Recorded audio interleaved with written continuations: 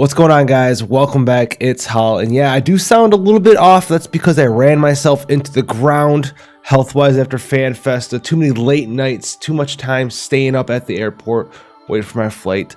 Got kind of sick. Guys, and that's all right though. We'll get this out here for you. We're gonna be taking a look at the 7-star Awakening batch that came out just this last weekend, and as always, we're gonna be looking at their new 7-star abilities in their 7-star kit. If there is something that buffs a previous ability that they had, then we'll go back and look at it.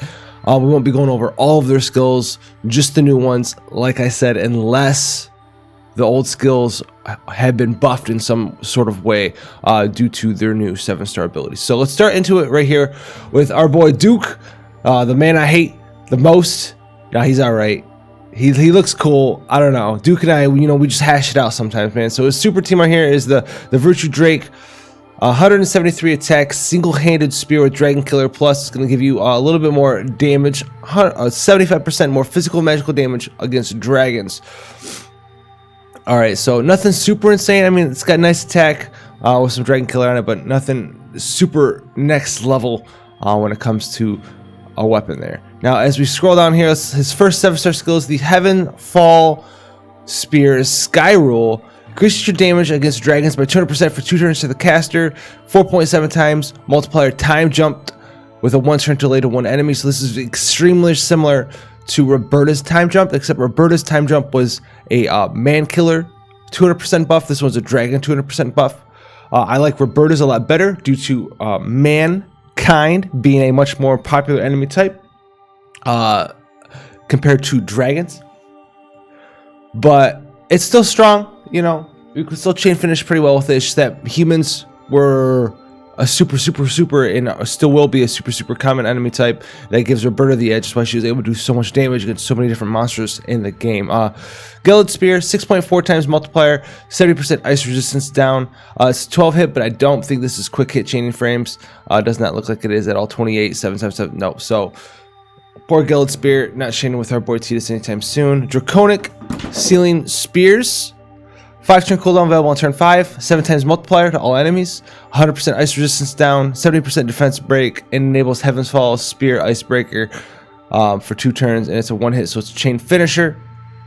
Okay, as we move into passives here, Dragon Sealing Essentials, defense, HP, MP, and spirit buff by 20%, 40% true dual wield, Dragoon Spear, Secret Arts, buffs bisecting, swing, Gale Pierce, Glacial Lance, Hexa Thrust, and Pulse Javelin, which are his old skills, all by a 1.0 multiplier. So alright, but nothing super insane, as Duke's main focus will be as a timed jump chain finisher, sort of like Roberta. So like, even though these do buff his older skills, it's not that big of a deal. Attack plus 20%, and then Ancestral Pledge.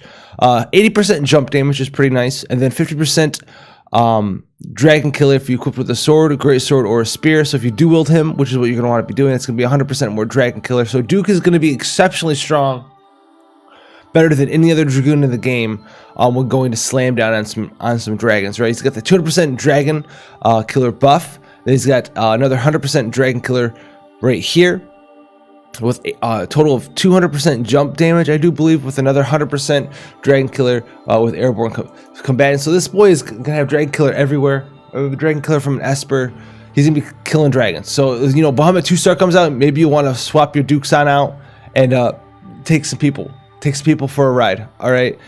His 7-star LB here, Vascalade, ice physical damage, 9.0 multiplier with a 50% ignore defense to all enemies. 5-hit skill, should be able to chain weave / chain finishes relatively easily, depending on how slow those frames are, for a total of an 18 times multiplier. It's alright, nothing super insane, but pretty strong. 30 limit burst crystals cost a lot. He doesn't really have a good way of filling it up. No high tide or anything like that I've seen. So that's alright. He also does have Beast and Bird Killer by 50% as well during his 6-star kit. So he's got a lot of killers. He's got Dragon, Beast, Bird Killer, preferably Dragon Killer though. So Duke, nothing super insane, but you know what? When you want to go slay some dragons, or if you're looking for a time jump chain finisher, he's going to be right under Roberta for me, I think, when it comes to damage dealing, chain finishing Dragoon monstrosities. Now, speaking of chain finishing Dragoon monstrosities, we have Arnea. Her super team art is the Sky Lancer, which gives you 100% true double hand and 30% attack when equipped with a spear. So it's Buster style with 30% attack if you do have a spear. The Buster style effect works for any weapon type, okay? The only thing that revolves around you needing to have a spear equipped is the 30% attack on it. So that being said, let's move down to her kit here. Dragoon Dive here. Physical damage 4.7 times multiplier with time jump delay 1 turn. So unlike Roberta and Duke, she doesn't have any sort of killers associated with her time jump, which is alright because she has some more interesting base killers in her kit. So it's alright. I mean, it is strictly a worse jump than the other two because this one doesn't have any killers, but she does have machine killer, human killer, and something else, undead killer, I think, in her 6-star kit. So that's all right there. Aerial supremacy, 5 turn cooldown available on turn 1, 200% attack buff for 4 turns, and limit burst gauge plus 15 to the casters. That's half her limit burst cost. And then her last skill here is going to be High Dragoon Dive, which is pretty interesting. Physical damage 7.5 times multiplier, time jump delay of 2 turns to 1 enemy. I think it's interesting because whether or not you want to use Dragoon Dive or High Dragoon Dive depends on what turn you want to end the fight on, guys. So if you want to end the fight, you know, right away on like turns 2, 4, 8, something like that, you want to be using normal Dragoon Dive. If you want to end the fight, basically, if you want to end the fight on a multiple of 3, you use High Dragoon Dive. If you want to end the fight on a multiple of 2, you use Dragoon Dive, which is really strange. And then obviously the ending the fight on a multiple of 3 supersedes ending it on 2. So basically, if you want to end the fight on turns 3, 6, 9, yada yada yada, you want to be using High Dragoon Dive. If you want to end the fight on turns 2, 4, 6, you want to be using Dragoon Dive. Then on top of that, a lot of the times you guys out there have seen me use Dragoons, you know, mainly Roberta, but you use like supports and tanks and stuff. Maybe you have Pod 153, maybe you have like a Victor Lauren combo, and you revolve on using your tanks and supports and healers and stuff to chain for you. And so having the ability to maximize your damage, right? Maximize your damage based on what your other characters need to be doing is really, really intricate. So like what I mean by that is like, oh, you know, maybe next turn I can't chain with my supports and tanks, but the turn after that I can chain. I'll be able to chain finish. So you use High Dragoon Dive, right? Because you'll be stuck in the air next turn. You can put up some heals, maybe do some covers and stuff with your tanks, and then the turn after that you all set up, and then you can come down on a chain that they can do. So High Dragoon Dive, really intricate, really cool, allows you to min-max your team comp based on your damage done with Arnea. And Arnea is like, she's like the master of burst damage. If you want to like beautiful mind it, you know, and plan out the next 4 turns, you want to play chess while your opponent's playing checkers. Arnea is going to be the character for you to use because as we get down here into her passive, you'll see that she gets more jump damage at level 120 with Miss Mercenary, 7-star 101 with her trust ability equipped with Star Spirit, which is something you're going to want to have equipped anyway because 100% jump damage. She gets 50% more true double hand, 40% more attack. Just a nice 20% defense buff there. Actually terrible. And then High Wind here, if you max her out, 12 times multiplier with more 50% defense to 1 enemy. So a 24 times multiplier, single hit, single target chain finisher. So you can get some massive damage. You know, you do that High Dragoon Dive, time it out, come in, chain finish with, and then next turn you want to finish the boss off, you High Wind, chain finish the boss again. Super awesome. Barnea, super good, super strong. I only have 1, so I won't be using her, sadly. But speaking of Barnea, we're going to go with Prompto now. See what his 7-star kit details here. His super team is the Executioner, 161 attack, 66 spirit gun with dual wield. I don't really see a good use for this because pretty much nowadays anyone who wants to be able to dual wield already has dual wield natively. So, you know, maybe like as a bad Bowie knife, like a super team or Bowie knife, like that's what you're looking at here, a super team or Bowie knife. You don't really, I don't know, Executioner. If someone can figure out a good use of Executioner, you know, that Bowie knife isn't applicable for, let me know down below in the comment section, because like I couldn't think of like a good reason to use Executioner nowadays. All right, 7-star skills overkill here, and selfie shot. Really not the greatest thing, actually. All right, so overkill, 40% chance to do a 4 times multiplier with unlocks Rapidus SMG, 40% chance to do a 4-point multiplier that unlocks Sagita rifle or 20% chance to unlock a lead bazooka with a 4x multiplier. We don't really like using random skills here in FFBE like this. And then on top of it being like a super RNG skill, because one of them is a chaining skill, one of them is a chain finishing skill. 4.0 multiplier is not that big of a deal either. And then Selfie Shot is even worse. It costs 10 limit burst crystals, and it's a Libra and gives you a random amount of MP back. So like, I know Selfie Shot's cool. We used it in FF15 to take photos of enemies when we were in combat. It's nice, it's neat. Not that good though. Trigger Happy here at level 110. 4-turn cooldown available on turn 4. Physical damage 13.5 times multiplier that enables Crack Shot for 2 turns to the caster. Stress ability here is the Prince's Buddy. 100% true double hand. 50% true dual wield. Counter physical or magical attacks with Snapshot, and it'll upgrade your limit burst. Double arms enables dual wielding of one-handed daggers and guns. 20% MP and Unbreakable Bonds gives you attack and spirit with equivalent guns and daggers and increase your limit burst damage by 30%. Rapidus is a 40 hit, 8.4 times multiplier. Sagita Rifle is an instant KO or deal 9.45 times physical damage to one enemy. Then Aleo Bazooka is a 7.85 times multiplier with the North 50% defense to all enemies. So it's going to be like a 15.7 times multiplier, I think, to all enemies. So that's what I'm saying about the whole like random thing, is that one of them is a chaining skill that you're only going to be chaining with another Prompto, because look at those frames. Yep, no other character in the game other than Prompto, except for I think maybe CG Lid has a 40 hit that you can use with Super Invention. Before someone hits me up in the comment section below, I think that's the only other chaining skill that changes those. And then you have like two one hit finishers, so like 60% chance for a 1-hit finisher. But the real killer for overkill is that you have to spend a turn not only unlocking one of these at random, but also doing a 4.0 multiplier, which is pretty low, guys. Crack Shot, very nice, 14 times multiplier. So Trigger Happy in Trigger Happy upgraded LB, pretty nice there as well. That being said, he has dual cast. If we go back to his 6-star, W Machinery, so he can use like the machinery skills, but none of these new skills are really machinery skills. So it's kind of like he's like the opposite of A2 in Global, right? Where A2 was a dual wielder, and then they try to make her a double hander. Prompto was a double hander, and then at 7-star they gave him a bunch of dual wield.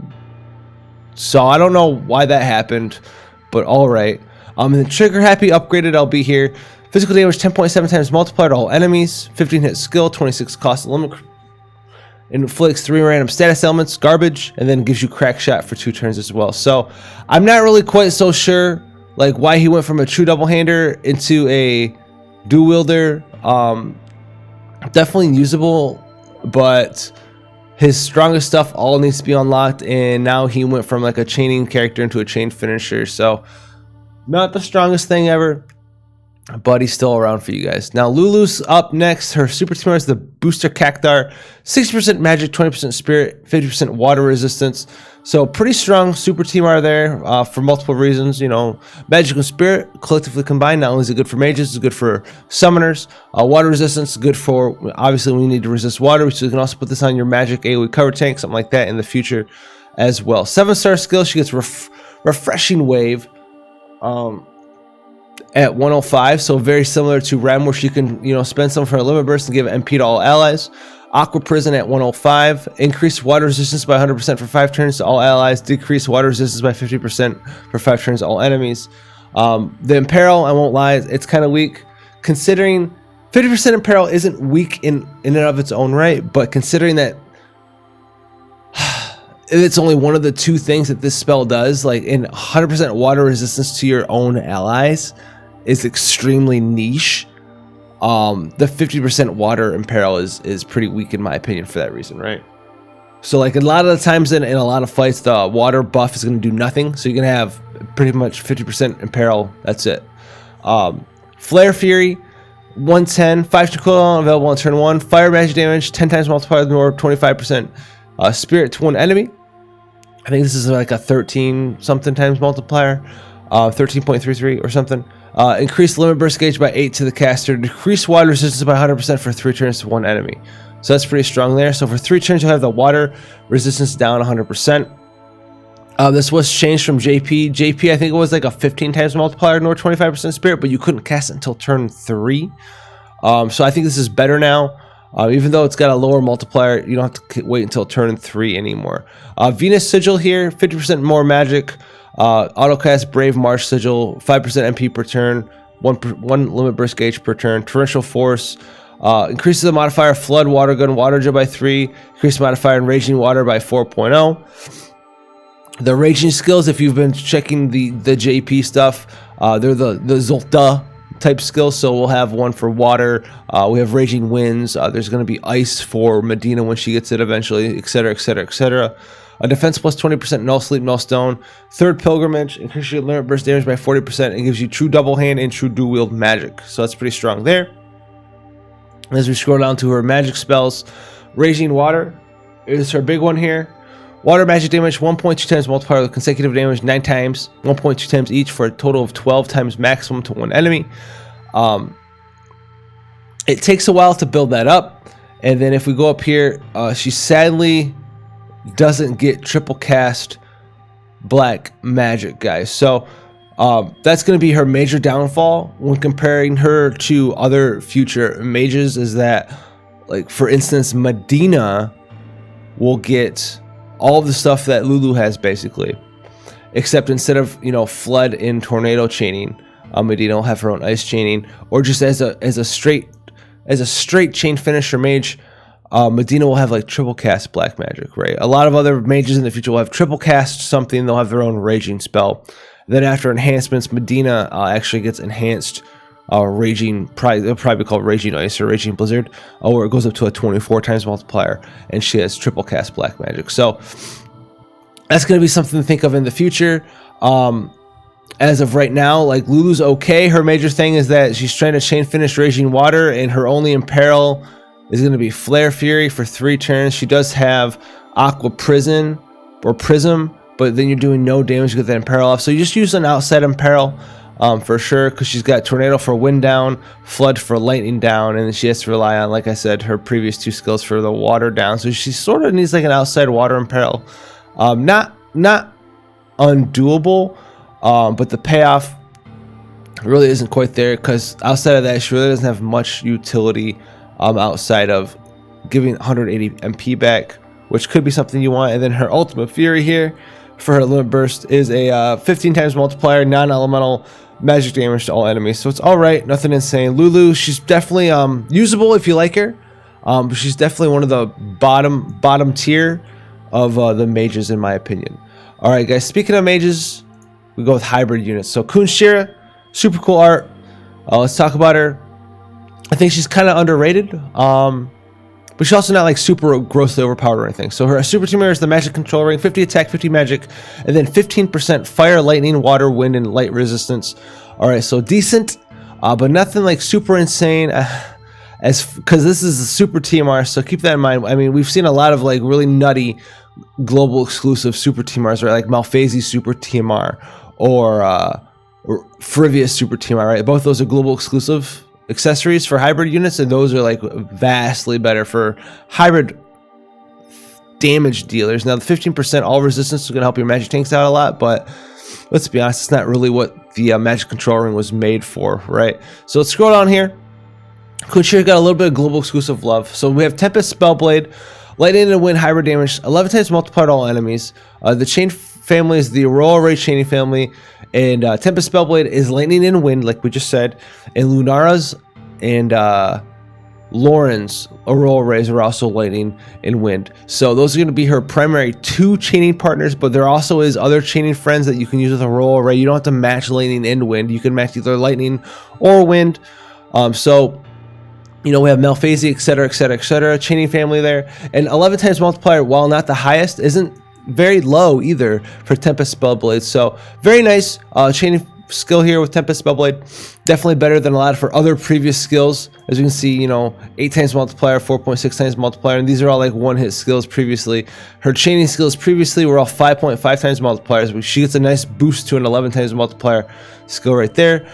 Her next skill here is Rising Elements. 7-turn cooldown available on turn 1. 100% defensive spirit buff for 3 turns to all allies. Increase fire, lightning, water, wind, and light resistance by 100% as well. So pretty decent cooldown skill there. But I think her next one is better here. Falling Elements. 6-turn cooldown available on turn 1. 70% defense and spirit break to all enemies. And then fire, lightning, water, wind, and light resistance and peril by 70% for 3 turns to all enemies as well. So she's got 2 nice skills here. 1 defensive, 1 offensive skill. Super sweet there. And then her trust ability here, power to protect, requires your TMR. Natural leveling Spellblade, gonna put it on her anyway. 20% attack and magic, and then 20 or 30% true dual wield attack and magic as well. So obviously gonna dual wield this girl. She doesn't have dual cast or anything, so you're gonna want to dual wield her anyway. Spellblade secrets, 2 times multiplier increase to Spellblade, Blazing Threat, and all of her old ones. 3 times multiplier to all her Eroja, Firaja, Holy Blade, Mage Blade, Superior, all of those ones by 3.0, and then all of her formations get increased by 2.0. So her Spellblades are 2.0, her formations are 2.0, and then her elemental named blades by 3.0. We'll go over those in a second. 20% MP and Pride of the Natura. 20% defensive spirit, and then a 25% physical magical killer against beasts, humans, and fairies. So this will be a small amount of damage to beasts, humans, and fairies there. Superior Mage Blade is going to be a chain finisher, 11 times multiplier, but remember, this does get buffed by 3.0, so it'll be a 14 times multiplier that you get access to after using Mage Blade or Blade Master, which is a Limit Burst. And then Blade Master is a 32 times multiplier, guys.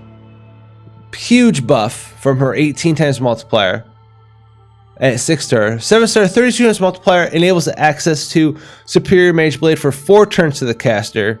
All right, instead of 3 turns. So you're definitely going to want to max this out if Kunshira is someone that you like to use. Superior Mage Blade. And then it's going to be a 14.0 multiplier, and you'll be dual wielding, so you'll be able to hit that twice for another 28.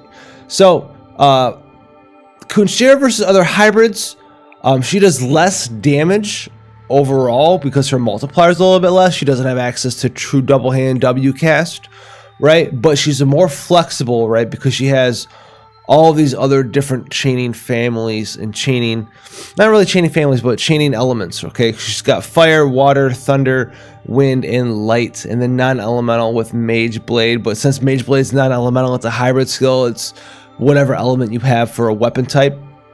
So she literally has access to every weapon element in the game, so you can use her to tackle pretty much and make use of any sort of weakness that an enemy has. Okay, so she's like the jack of all trades hybrid damage dealer. She does less damage overall because her multipliers are a lot less, but like we just got done saying, she can capitalize on imperil. So if you like using Kunshira, definitely feel like using her. You love her art and stuff like that. She's been workhorse for you. She's not gonna let you down at 7-star, so definitely go ahead and level her up and gear her out to the best of your abilities. Bosch is going to be next here. Unquestionable Loyalty is a super TMR, 50% HP, 30% spirit, chance to counter magical attacks with unquestionable loyalty. All right, once a turn, which gives you 50 MP to the caster. I love the super TMR. It's so good. I did end up getting one because Captain Bosch von Rosenberg wouldn't leave me alone. All my daily pulls in the world are always Captain Bosch, the Buckethead. So I got that, and it's I can't wait. Just the pure tankiness. If you have them, get it. As you scroll down to his new 7-star kit, got Weight of the World. So it's like he thinks he's a Nier Automata over here with Weight of the World over here, hanging out with 2B. Allows him to use Confusing Lament, Fomenting Darkness, and Inescapable Disaster, and Ruin Impediment twice in one turn. Impediment, whatever. Twice in one turn, which is going to be his 50% breaks here. So all of these, he can dual cast his 50% breaks twice in one turn. Unbreakable Vow. Increases limit burst gauge by 5 to all allies for the caster, and auto revive 80% HP for 3 turns to the caster. This does cost 15 of his own limit burst gauge here, guys. Okay, you cannot just he's not Chow where you can just cast this whenever you want.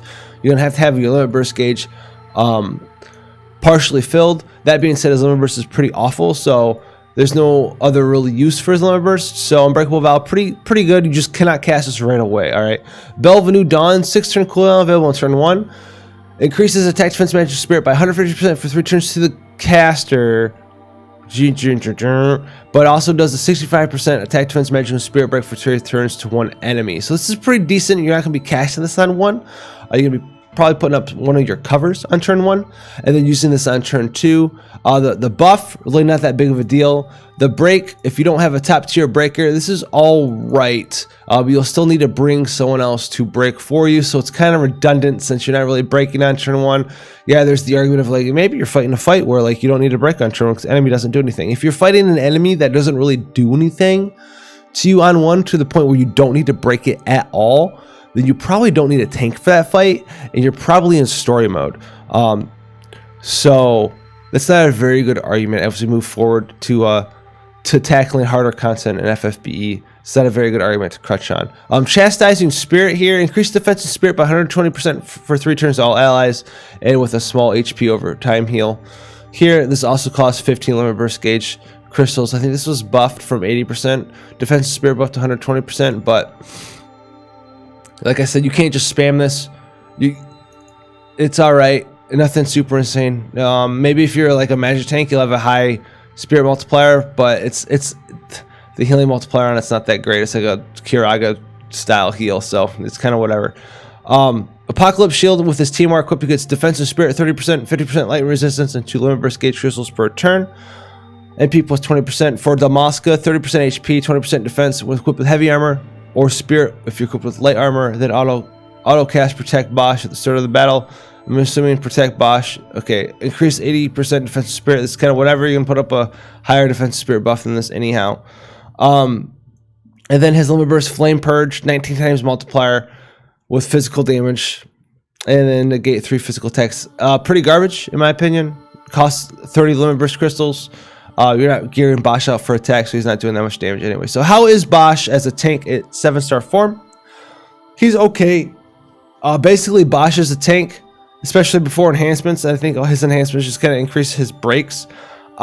He's fine. He has the 2 skills that you want to do, right? When I get asked how good is Bosch at 7-star, I say to those people, he has Twilight Guard and Dawn Guard, all right, for the most part. So he literally has 2 skills that let him cover, but he doesn't specialize in anything at all, right? He doesn't have any of the, cooldown skills where he takes 90% less physical or magical damage. He doesn't have anything to set him apart, really, from a lot of the other tanks in the game. His 50% breaks are not that strong. If you're at a point in the game where a 50% break is what's keeping you from dying versus not dying, in comparison to like a 70% break, you're probably not doing super hard content. And yeah, 50% breaks better than nothing, but it's really, it's just not like 50% breaks just aren't good enough if you're trying to do like super hard stuff. So I'm not going to write it off as like a giant plus in his kit, if you understand what I'm saying. I'm not going to say Bosch has a 50% break, so he's really, really, really good because of it. It's just something that he has, and it's Bosch had a 70% break, but yeah, Bosch has a 70% break, super awesome. Now he does have Bell of a New Dawn, right? He does have Bell of a New Dawn, and it's something that you could maybe do.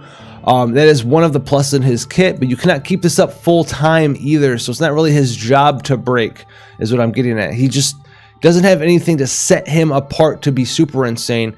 He's like a higher statted Warrior of Light if you use him for a physical tank. He's like a higher statted Mystea or Shield if you use him for a magic tank, but he doesn't specialize in either one of them. So you could probably get by with him, but he's going to be more gear dependent than your Awakened Rains or your Wilhelms, or anything like that. The better gear you have, the better Bosch is going to be, but he doesn't have any like super unique cooldowns to help him survive a lot of incoming damage later on down the road. Now, he's not bad, but you're going to find your life a little bit harder the less gear you have. Okay, guys, that's what I'm trying to get across for you. I don't want to stammer on this for forever about how good or bad Bosch is, but that's my TLDR on Bosch. All right, now Yuna is the next one here.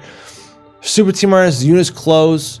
All right, 32 defense, 44 magic, 78 spirit, fire, ice, lightning, and water resistance by 20%. And then Summoner's Soul gives you 20% evil magic. Oh my goodness. Evil magic on a body piece. Obviously, pick this up if you're into, well, if you have 4 Yuna, just pick it up. That's it. Pretty much, just pick it up. It's so good. For your healers, for your magic tanks, for your summoners, grab it. As we move into her 7-star kit, she gains dual cast, which is huge, because part of the reason that Yuna got held back a little bit was that even with a holy wand, she really couldn't cast her green magic spells with the holy wand, so that wasn't really a good weapon for her. Guardian Bond here, 4-turn cooldown available on turn 1, 3000 HP barrier for 3 turns to all allies. Pretty strong actually there. Heart of the Faith, 5-turn cooldown available on turn 1, 2500 HP with an 18 times multiplier with increased evocation gauge of 5. That's going to fill up half your Esper gauge and give you a nice big heal. 7-star trustability here. Defense, HP, MP, and Spirit by 20%. Autocast Full Moon Saint every turn. And upgrade your limit burst. Alright. Defense plus 20%. And then Unbroken Promise. Increases your Evo magic by 30%. Increases the energy blasted energy modifier by 0.5. Oh my goodness. Wow, what a buff. And then Heart of the Faith increases modifier by energy blasted energy ray by another 1.5. So energy blasted energy ray, the 0.5 modifier increase. Goodness gracious.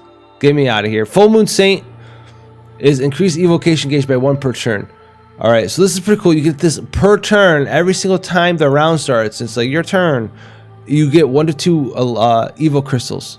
So super awesome there. 7-star, she gains access to Dispelga. So she'll have Raise, Re-Raise, Dispelga. Alright. And Curaja. So she doesn't have Curaja, sadly. That's going to be one of her downsides as a healer supportive character. Her main big heal is going to be literally Heart of the Faith. But she won't have access to Curaja. So that's a big downside there for our girl Yuna. No Curaja. You might need to go find it somewhere else. I don't know. It's going to be kind of hard to heal with her in a lot of the harder fights, because she's only going to have Heart of the Faith to heal that big heal, and then after that, you're kind of on your own. So think about that before you make her your mainstay healer. Aiko has Curaja, but she doesn't have Re-Raise. Yuna has Re-Raise, but she doesn't have Curaja, and that's the big deal right there. The Sending upgraded. 30 Limit Burst Crystals, heal 2,500 HP, 19.25 times multiplier to all allies with a healing mod. Revival KO'd allies with a heal over time, a defensive spirit buff, and MP refresh over time as well. So the Sending is absolutely insane, and this is where you can get around the fact that she doesn't have access to Curaja. If you have some sort of entrusted limit burst build for your Yuna, you can get around that where you can just spam out the Sending every turn. Give her like a High Tide build, maybe with a support and truster, right? Where we have like, if you have like Cersei TMR, you can kind of throw that on her. 2 accessory slots with High Tide there. Maybe throw like her Nirvana on her. Maybe like a Mood Maker or something, who knows, and then just the Sending like every turn forever and ever and ever, and have that insanely giant heal if you want to use Yuna whenever you need to heal with her. But that being said, guys, that's going to be Yuna. Let me know how you feel like you want to use Yuna. Let me know how you feel about her not having access to Curaja. She does have Ga, but not the Ja. Alright, but she does have a lot of the other supporting aspects of a supportive healer. Now we have Lotus Mage Fina, who's not going to have any of the problems that Yuna has. Lotus Mage Fina is going to be incredibly strong. Her Super Team is a Pure Lotus. Autocast Brave White Lotus at the start of the battle. This is going to give you 100% attack, defense, magic, and spirit right away at the start of the fight or when you're revived. It's alright. It recovers 12% MP per turn and 2.5 limit burst gauge crystals per turn as well. So it's like a slightly higher version of Pure White Blessing. So for Super Timara, not the greatest thing ever, but still pick it up, because who needs to use 2 Lotus Mage Phoenix anyways? And I would use this on a lot of characters. And then in the arena, that Auto Brave is actually extremely powerful. But let's go look at her 7-star kit here. The only 2 active skills she gains at 7-star are Blossom Heart and Eternal Light. Blossom Heart, 4-turn cooldown available in turn 1. Auto Revive, 80% HP for 3 turns to the caster. Revive all KO'd allies, 100% HP. So this puts Auto Revive on her and revives all your dead allies. So that's a good way to restart the fight right there. And then Eternal Light, 8-turn cooldown available in turn 1. Giant AoE HP heal with auto revive to all your allies. So she has a way to put auto revive on herself and revive all your dead friends, and she has a way to heal everyone that's alive and put re-raise on them as well. So she's like the queen of re-raise. She's got re-raise for herself in full life in your party, and she's got access to re-raising your entire party while healing them at the same time. Eternal Light is absolutely insane. That's why it has an 8-turn cooldown. You guys are really gonna like that skill, so definitely check that box when you're looking at CG Fina. Her trust ability here: increase your attack, defense, magic, spirit by 20%, light resistance by 30%, and give you 1 limit burst gauge crystal per turn. Nothing like super insane, but you'll probably have her TMR on her anyway because it gives her the ribbon effect. Dual Finas, you're gonna get 40%. Up to 40% dark and light resistance, 20% for a rod or whip, 20% for a staff or a bow. Pretty easy there. 20% defense, and then Virtuous Prayer increases your modifier on Arc Punisher and Sacred Burst by 0.8. Chance to counter magic attacks with Virtuous Prayer, max of 2 per turn. This gives 20 MP to all allies and 1 limit burst crystal to all allies as well. So a little minor AoE MP heal and limit burst gauge heal, but she has to be getting hit by magic attacks, so it probably won't happen as much until we start getting into some of the more difficult encounters. And then which that doesn't really matter that much because it's a little bit MP and a little bit LB crystal. Fina doesn't really gain anything super insane. Her Judgment Cross, nothing really changes on it. The Light and Dark Imperil is still 65%. Auto Revive still 100%. The only thing that changes is the magic damage goes up to 10.4. So don't worry about maxing out her limit burst because it literally doesn't change at all. Fina doesn't really gain anything super insane outside of those 2 new cooldown skills, because as we just went over, her passives are kind of whatever. Some light and dark resistance, some modifiers on her damage, 20% defense buffs, whatever. So Fina's going to play exactly the same way she does right now. You're just going to have 2 incredibly powerful skills that are going to prevent you from wiping in a lot of fights. So Fina very strong. If you want to use her as a healer, go for it. I will not tell you no, guys. I will not tell you no. So that's going to be it for this banner review. Let me know what you guys thought down below about the 7-star awakenings we got now. I know it's semi-long-winded. I have it edited together for you real well. Sorry I wasn't able to make an appearance on camera. I'm still trying to get rested up. As you can see, my voice is still pretty messed up, guys. But yeah, it's been fun. Subscribe for more, and I'll see you guys in the next